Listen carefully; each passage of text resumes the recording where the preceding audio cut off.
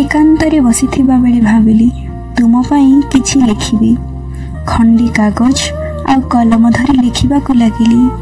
ठीक आरंभ बेले कलम कहूथाए, आरे तू जहा विषय लिखिबाकु भाबुछु सी तो निजर नुहे। तथापि कागज कहूथाए, तो मनर भावना को मो उपरे लेख। आ मु लिखिली, तुमको हीरा आ मो निज को रूपार फरुआ बोली लिखिली।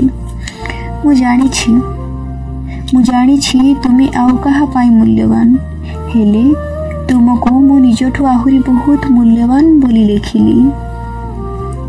हे पारे मो बामन तुमी चांद, मो माटी तुमी आकाश, तथापि मु तुमको मो निजर बोली लिखिली। मु जानिछि तुमी गछ उपरे उड़ुथिबा एक सुनीली पक्षी, आउ मु माटी रे आउजी पड़िथिबा एक निर्जीव काठी। मु जानिछि तुमे आकाश रे थिबा एक आलोकित जह्नवती, आउ मु बंद कोठरी रे थिबा एक अंधार राति। तथापि मु अपेक्षा करिबी एक आउज पृष्ठ हे, केबे आसीबो तुमे काली दुआ तो हे।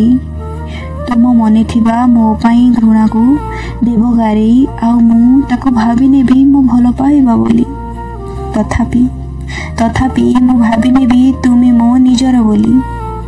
साइती रखिबी मो रूपा फरुआ रे तुमको हीराटिए भाबी।